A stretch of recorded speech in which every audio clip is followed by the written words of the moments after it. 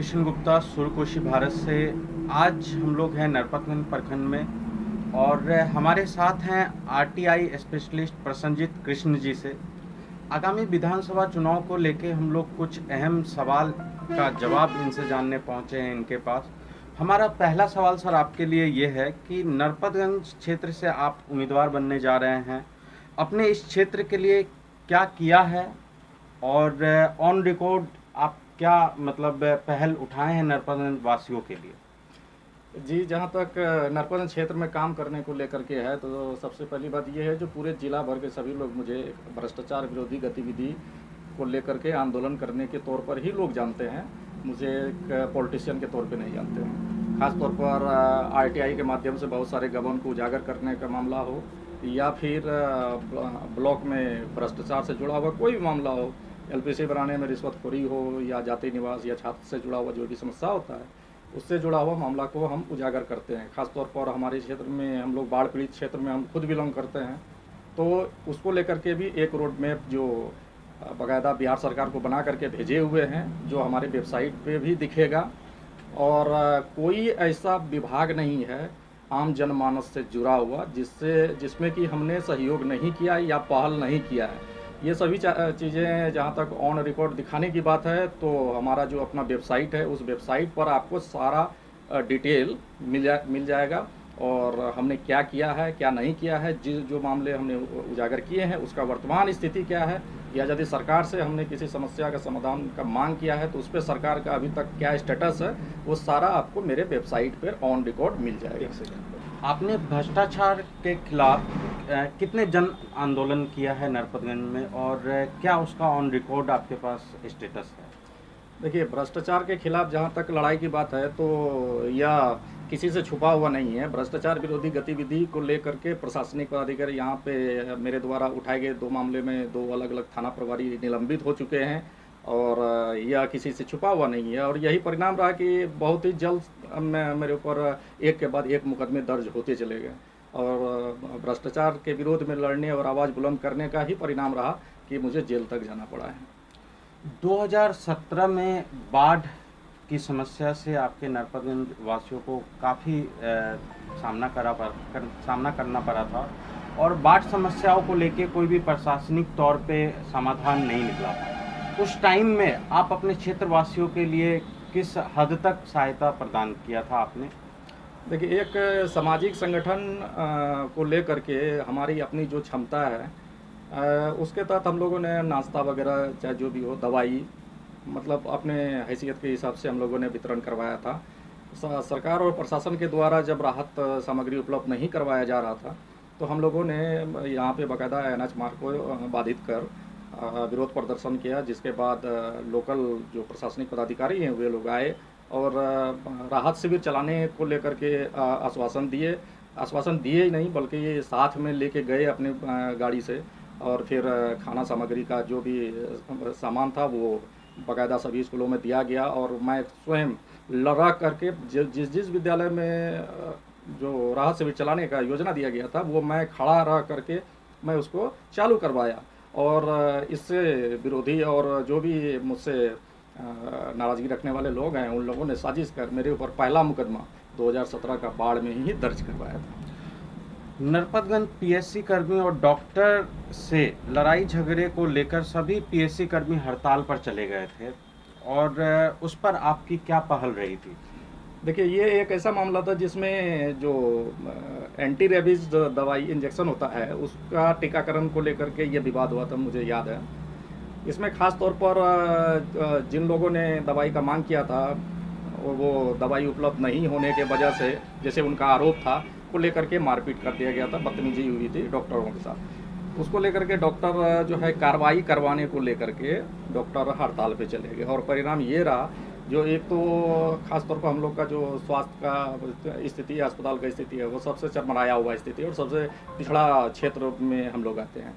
तो ये मतलब उस स्थिति में भी यदि हॉस्पिटल बंद हो जाएगा, तो फिर आम जनमानस का त्राहिमाम होना वाजिब है। तो वैसे कंडीशन में मैं एक वरिष्ठ डॉक्टर हैं और सोशल वर्कर भी हम लोग को खास तौर पर सपोर्ट करते हैं, डॉक्टर अजय कुमार सिंह, मैंने उनसे कोऑर्डिनेट किया। उसके बाद फिर उस समय के तत्कालीन जिलाधिकारी थे हिमांशु शर्मा, मैं उनसे मुलाकात किया। मुलाकात करने के बाद एक पहल के तौर पर जो इसको जल्द से जल्द सर जो भी होता है सॉर्ट आउट करके हॉस्पिटल को पुनः चालू करवाया जाए, क्योंकि समस्या परेशानी बढ़ रही है। तो इसको लेकर के फिर विभागीय बैठक हुई और फिर जिलाधिकारी तत्कालीन जिलाधिकारी हिमांशु शर्मा के निर्देश पर जो थे जिनके द्वारा इस तरह का कुकृत्य किया गया था, उनके ऊपर कार्रवाई का आश्वासन के बाद डॉक्टर फिर अपने अपने काम पर लौटे थे। बाढ़ एक बहुत बड़ी समस्या है हमारे क्षेत्र के लिए, और बाढ़ से लगातार हर वर्ष कुछ ना कुछ नुकसान हमें उठाना पड़ रहा है। बाढ़ के लिए बहुत बड़ी बड़ी घोषणाएं सरकार करती है। जब भी इलेक्शन होता है तो बाढ़ एक अहम मुद्दा बन के आती है, जिसकी समाधान के लिए सरकार बड़ी बड़ी घोषणाएं करके चले जाती है, लेकिन जीतने के बाद ना उस पर कोई समाधान हो पाता है और ना उसके लिए कोई निष्कर्ष निकलता है। तो अगर आप विधानसभा चुनाव जीत जाते हैं तो अपने क्षेत्र के लिए बाढ़ की समस्याओं को हटाने के लिए आपका क्या रोड मैप होगा? देखिए, इसको लेकर के जैसा कि मैंने पहले ही आपके एक सवाल के जवाब में बताया है कि बाढ़ को लेकर के हमने बिहार सरकार को रोड मैप दिया है बना करके। तो स्वाभाविक सी बात है, वो उस रोड मैप में जो मैंने सरकार से रिक्वेस्ट किया था, तो उसमें बहुत सारी चीज़ बदलाव आप कर सकते हैं या कुछ एक्स्ट्रा जोड़ सकते हैं। ये ज़रूरी नहीं है जो हम जो रोड मैप बना के दिए हैं वो सबसे बेहतर ही हम दिए हैं, विकल्प ऐसा भी नहीं है। लेकिन खासतौर पर जो रोड मैप की यदि हम बात करें तो उसमें मुख्य बिंदु पर हम ये बताना चाहेंगे, जो यदि बाढ़ को लेकर के जितना भी हमारा नहर नाली या बड़ा धार है, उसका यदि तटबंध का मरम्मती कार्य बालू भरे बोरे से नहीं बल्कि बोल्डर से यदि किया जाएगा, चट्टान के साथ जो है मजबूत चट्टान के साथ उसको यदि उसका बांध का निर्माण होगा और सभी नदियों को एक साथ जोड़ के बाहर पानी सप्लाई करने का यदि विकल्प लगाया जाएगा, तो ये इसमें कहीं कोई असमंजस की बात नहीं होगी। जो पानी हम लोगों के लिए तबाही का कारण बनता है, वह पानी ऐसे लोगों के लिए राहत का ये बनेगा जिसको पानी की आवश्यकता होगी। क्योंकि जब हम तटबंध मजबूती के साथ देंगे तो स्वाभाविक सी बात है सारा पानी सप्लाई करने के लिए, और हमको नदियों का जो है एक दूसरे नदी को कनेक्ट करना होगा। तो खास तौर पर यहाँ पर तो बाढ़ को लेकर के जो सरकार की अपनी नीति है और सरकार के प्रतिनिधि जो रहते हैं, उनका ये मानना है जो प्रत्येक साल यह एक हवन और पूजा है और इसमें लूटपाट करना है, इसलिए इस पर सिर्फ राजनीतिक होती है, न कि इसका कोई समाधान निकाला जाता है। जबकि यह भी सत्य है जो प्रत्येक साल ये क्षेत्र अरबों खरबों का नुकसान को झेलता है और फिर उस पर बड़े बड़े जो है बाढ़ सहायता राशि खर्च किया जाता है। और मेरा मानना है और मेरा जो प्रोजेक्ट मैंने बना के दिया है, मैंने जो रोड मैप बनाया है, वह यदि लागू किया जाए तो 50 करोड़ से भी कम लागत में ये मामला सदा के लिए ख़त्म हो जाएगा। और यदि जहाँ तक मेरी जीतने की बात है तो यह है जो मेरे जीतने के बाद 2021 का बाढ़ नरपतगंज क्षेत्र में एंट्री नहीं करेगा। यह हमारा अपना मतलब मोटो है। नरपतगंज की जनता अगर आप पे विश्वास करती है और आगामी विधानसभा चुनाव में अगर आपको जीत का एक जो सहरा है वो आपके सर अगर बांधती है, तो आपके लिए क्या मिशन और क्या विजन होगा नरपतगंज के लिए, और किस प्रकार से आप इस क्षेत्र का बदलाव कर पाएंगे? देखिए, सबसे पहले जहाँ तक मिशन और विजन की बात है तो इसमें मुख्य रूप से खासतौर पर इस चुनाव में भी हम लोग अपना खासतौर पर पर्सनल एक घोषणा पत्र जारी करने वाले हैं। घोषणा पत्र में ये सारी चीज़ का उल्लेख किया गया है। मुख्य रूप से यहाँ पर जो भ्रष्टाचार, तो ये एक बहुत बड़ा कैंसर की तरह जो है जकड़ चुका है पूरे क्षेत्र में। यहाँ पदाधिकारी खासतौर पर कोई भी काम यदि वो करना चाहे तो उसमें बिना रिश्वत के वो काम छूते भी नहीं है, ऐसा हो गया है। तो सबसे पहले तो भ्रष्टाचार से जुड़ा हुआ चीज़ और इसको लेकर के कड़ी निगरानी की आवश्यकता पड़ेगी। जो ब्लॉक में हमारे यदि छात्र जा रहे हैं, हमारे युवा जा रहे हैं जाति बनवाने के लिए, निवास बनवाने के लिए, तो उसका सही समय से जो है RTPS में उसका निवारण हो रहा है कि नहीं हो रहा है। यदि नहीं हो रहा तो उसके जिम्मेवार कौन है, और यदि जिम्मेवारी आप देख रहे हैं तो फिर आप उस पर कार्रवाई क्या कर रहे हैं, और यदि पदाधिकारी इस पर कार्रवाई नहीं करता है तो फिर आप इस चीज़ को वरीय पदाधिकारी को क्यों नहीं अवगत करा रहे हैं। तो इस तरह का कोई सिस्टम नहीं है और सब कुछ भेड़िया दसान बना हुआ है। लोग थाना में जाता है FIR करने के लिए 10-10 दिन चक्कर लगाता है। जनता अपने जनप्रतिनिधि से उम्मीद करता है जो यदि आप अब थाना जा रहे हैं वहाँ पे थाना प्रभारी नहीं सुन रहा है आपकी, तो भाई आपका प्रतिनिधि आपको हेल्प करेगा। यदि आपके प्रतिनिधि का भी बात नहीं मान रहे तो प्रतिनिधि या वरीय अधिकारी से बात करेंगे इस संबंध में। लेकिन इत्तेफाक की बात तो ये है, जो यहाँ का जो वर्तमान है सरकार के प्रतिनिधि या जो विधायक है हमारे क्षेत्र के, वो तो ये बात जो है बड़ी गर्व से कहते हैं, जो हमारी बात तो खुद थाना प्रभारी नहीं मानते हैं, और बिना हमको दिए रिश्वत के कोई काम ही नहीं होता है। तो सोचने की बात यह एक ताज्जुब वाली बात है। हालांकि यह एक मामला मेरे नज़र में आया था, जहाँ पे यहाँ के वर्तमान जो विधायक वो किसी जगह शिलान्यास करने के लिए गए थे, तो इस तरह का बात बोल रहे थे, और यह एक चौंकाने वाली बात है, जो कहीं ना कहीं जनप्रतिनिधि अपना ताकत को समझ ही नहीं रहा है। चुनाव लड़ने के लिए काफ़ी फंडिंग की ज़रूरत होती है, क्योंकि आप देखते होंगे कि एक चुनाव में बहुत सारे खर्च होते हैं। तो आप की जो फंडिंग है चुनाव के लिए, उसका क्या आप सहारा लेंगे? कैसे चुनाव का फंडिंग होगा और कैसे आप इस क्षेत्र में जीतेंगे? देखिए, चुनाव ये भी सत्य है, जो चुनाव में आजकल बहुत ज़्यादा खर्च होते हैं, और ख़ास तौर पर इलेक्शन कमीशन इस बार जो है 2 लाख रुपए और घटा भी दी है इसे। अच्छा। हालांकि उससे कोई फर्क पड़ने वाला है नहीं, बड़ी बड़ी पार्टियां इसमें जो है उसका कितना ज़्यादा रकम खर्च कर देती है, या किसी से भी छुपा हुआ नहीं। खैर उस पर हमको टिप्पणी नहीं करना है। जहाँ तक हमारे फंड की बात है, तो एक न्यूट्रल सोशल वर्कर के तौर पर अपने घर से सामाजिक कार्य करना, उसके बाद फिर चुनाव के लिए, तो इसमें है क्या कि जो भी क्षेत्र के गणमान्य लोग हैं, चाहे वो कुछ वरिष्ठ मीडिया कर्मी हों, चाहे कुछ डॉक्टर्स हों, या जो भी वरिष्ठ जन हैं यहाँ पे, और ख़ास तौर पर युवा मित्र, वे लोग मुझे कोऑपरेट कर रहे हैं। और उन्हीं लोगों के सहयोग से मैं मतलब आर्थिक डोनेशन जो है चुनाव लड़ने के लिए, और ये जितना संभवतः हो सकता है, जो खर्च एक होना चाहिए आवश्यकता अनुसार, तो वो उतना खर्च करके मजबूती के साथ चुनाव हम लोग प्रदर्शन करेंगे। इस बार जो युवाओं हैं, आप कोई भी विधानसभा का चुनाव देखें, हर चीज़ इस बार के चुनाव में युवा डिसाइड करेंगे, क्योंकि जो 25 से 35 वर्षीय का जो एज एक युवाओं का होता है, वो परसेंटेज हर क्षेत्र में ज़्यादा है। और इस बार जीत और हार युवाओं की सोच के एकदम साथ होगा। युवाओं के माइंड में अगर आपका रोड मैप तैयार होता है, तो आपका जीत एकदम निश्चित माना जाता है। तो युवाओं के लिए आप मतलब क्या अहम भूमिका निभाएंगे अपने क्षेत्र से, कि युवा आपके साथ रहें, आपके बातों को समझें? देखिए, जहाँ तक युवाओं की बात है, तो मैं खुद एक युवा हूँ, तो और मुझसे ज़्यादातर लगाव युवाओं का ही है। चूँकि ख़ास तौर पर जो भी युवा वर्ग आते हैं, यदि कोई समस्या लेकर के आते हैं, तो वो ये देखते हैं, चूँकि अभी जैसे ये कह सकते हैं जो डिजिटली ज़माना है, आज यदि कोई युवा वर्ग या कोई भी ABCD आता है कोई चीज़ का मदद करने के लिए, जो भाई फलाने जगह हमारे फलाने पदाधिकारी हमको केयर नहीं कर रहे हैं, तो अब वो समय नहीं है जो ठीक है आप जाइए हम बात करेंगे वीडियो साहब से। ऐसा नहीं होना चाहिए। और ख़ास तौर पर युवा यदि हमसे जुड़ते हैं, तो उसका सबसे बड़ा कारण ये है, जो यदि विद्यार्थी का चरित्र नहीं बन रहा है, उसका आवास नहीं बन रहा है, या उसका कोई भी समस्या है, और जिस पदाधिकारी से जुड़ा हुआ समस्या रहता है, मैं एट ए टाइम उनके समक्ष ही पदाधिकारी से बात करता हूँ, और फिर उनसे पूछता हूँ जो भाई जो इस तरह का समस्या है, इसका समाधान आपके द्वारा क्यों नहीं किया जा रहा है। फिर पदाधिकारी का जो भी बात होता है वो सुनते हैं, और फिर अगले को बताते भी हैं, और वो जाते हैं। जब उसका काम होता है, तो कहीं ना कहीं जो है उनको लगता है जो एक दबंग पर्सनैलिटी टाइप का ये युवा साथी है मेरा। अच्छा, एक सवाल हमारे जहन में बहुत दिनों से आ रही थी कि नरपतगंज के कुछ जो लोग हैं, वो हमें बताते हैं कि जो अभी सिटिंग MLA हैं, विधायक जी हैं राजद के, तो उनकी बात थानेदार भी नहीं सुनते। मतलब ये सुनने को मिला है कि वो खुद ये बोलते हैं कि हमारी बातों को थानेदार भी नहीं सुनता, और बिना रिश्वत का कोई कार्य ही नहीं होता। तो ये कितना % सत्य है, और इस पर क्या आप विचार? नहीं, देखिए, ये चीज़ चूँकि पब्लिक के द्वारा ही मुझे भी सुनाई दिया है, क्योंकि क्षेत्र के जनप्रतिनिधि हैं, क्षेत्र में आते हैं, कोई शिलान्यास उन्यास वैसे तो नहीं आते हैं इधर। जब अभी चुनाव आ गया, आचार संहिता लागू होने वाला था, तो रात में आकर के उद्घाटन शुरू कर दिए वो। तो ये वो कहीं ना कहीं उसका डर भी था। और जहाँ तक उनका बात है, जो थाना प्रभारी उसका फ़ोन नहीं उठाता है, तो चूँकि उनके कुछ समर्थक के द्वारा ही ये बात बताया गया, जो किसी मामले को लेकर के उसकी गिरफ्तारी हुई, और थाना प्रभारी उसका रिस्पॉन्स नहीं कर रहा था, फ़ोन ही नहीं उठा रहा था। और फ़ोन तब उठाया जब उसका चालान काट करके यहाँ से भेज दिया, तब उसके बाद थाना प्रभारी उसका फ़ोन उठाता है।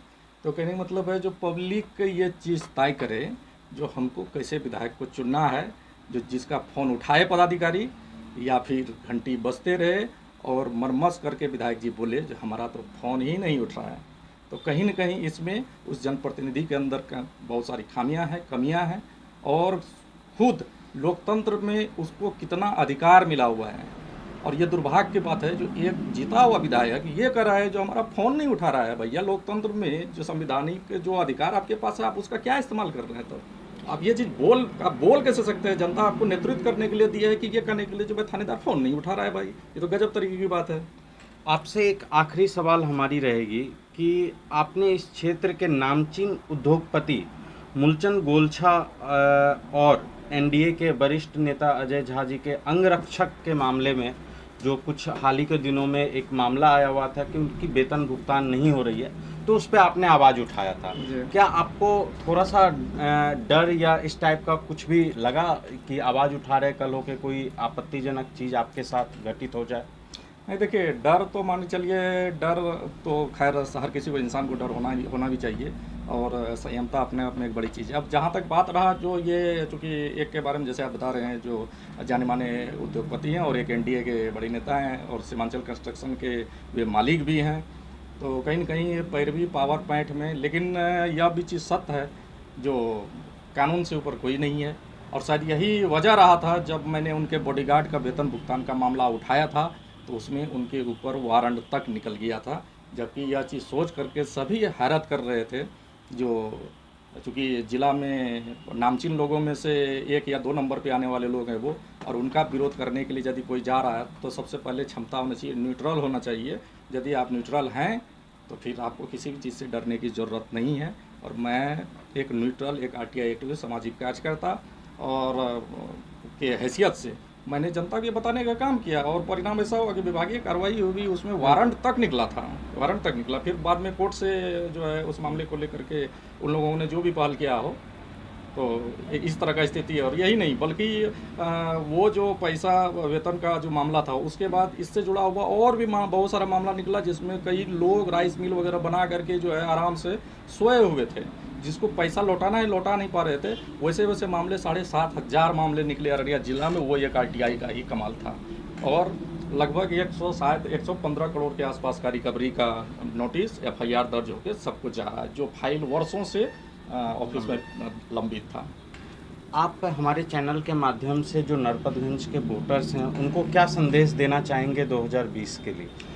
देखिए, मैं ख़ास तौर पर यह कहना चाहूँगा कि जो प्रत्याशी का जो चयन होता है, उस चयन के लिए आप पार्टी बेस पे यदि प्रत्याशी का चयन करेंगे, तो फिर आप उससे कतई विकास की उम्मीद मत कीजिए। यदि आप ये चाहते हैं जो प्रसन्नजीत कृष्णा भी उम्मीदवार बने, और राजद या उम्मीदवार बने या बीजेपी का उम्मीदवार बने, तो फिर वहाँ से हमारे पास उस हिसाब का फंड नहीं होगा जो हम उस पार्टी से फिर टिकट ले सकें। तो फिर आप हम जैसे प्रतिनिधि को नहीं चुन पाएंगे। यदि आप चाहते हैं जो स्वच्छ राजनीति करने वाला हो, युवा हो, समझदार हो, पढ़ा लिखा, कम से कम थानेदार फ़ोन नहीं उठाता है वाला बात बोलने वाला ना हो, तो फिर आपको प्रत्याशी को देख करके चुनाव करना होगा, ना कि पार्टी बेस पे आपको चुनाव करना है। नरपतगंज विधानसभा से जीतने के बाद नरपतगंज की तस्वीर कैसी होगी और किस प्रकार से जो बदलाव है वो आम जनता तक पहुंचेगा? देखिए, जहाँ तक नरपतगंज से जीतने के बाद की तस्वीर है, तो मेरा घोषणा पत्र को देखने के बाद आपको समझ में आ जाएगा जो मेरा मोटिव क्या है। और ख़ास तौर पर चूँकि मैं बड़ी बड़ी बात बोलूँगा नहीं, और मैं जनता के बीच में जाने से पहले से विगत 4 साल से काम कर रहा हूँ। लोग जाते हैं, कोई भी जनप्रतिनिधि आज के डेट में देखिएगा, जो मतलब समाजसेवी, तथाकथित समाजसेवी बन गया और बैनर पोस्टर लगाए चल गया, जो भाई जिता दीजिए तो ये कर देंगे, वो कर देंगे। लेकिन मैं एक ऐसा जनप्रतिनिधि हूँ जो जनता के बीच में तब जा रहा हूँ जब मैंने उसके लिए 4 साल बाकायदा स्ट्रगल किया है, और मुझे विश्वास दिलाने की आवश्यकता नहीं है। अब वो हम तो ये समझ रहे हैं जो हमारा अधिकार बनता है, चूँकि हम ये नहीं कर रहे हैं जो सारा मामला को मैंने ही सॉल्व कर दिया या समस्या को उठा दिया और उसका समाधान हो भी गया। लेकिन मैं ये ज़रूर कर रहा हूँ जो जहाँ तक हमारी क्षमता थी, हमारा औकात था, और हमारे नज़र में जो भी मामला आया, मैंने उस पर ईमानदारी से पहल किया है। और वर्तमान बहुत सारे मामले सॉल्व भी हुए, बहुत सारे मामले पेंडिंग भी हैं। तो स्वाभाविक सी बात है, जो मुझे किसी भी तरह का जो है वादा करने की आवश्यकता नहीं है। और चूँकि काम करने का एक ललक है, समाज सेवा कर रहे हैं, और बेहतर से बेहतर बस इतना यदि जनता मौका देती है तो ये ज़रूर प्रयास रहेगा जो नरपतगंज ज़रूर देश के एक अलग के तौर पर जाना जाएगा, जो ये नरपतगंज भी एक कोई प्रखंड है और यहाँ का एक विधायक, युवा विधायक।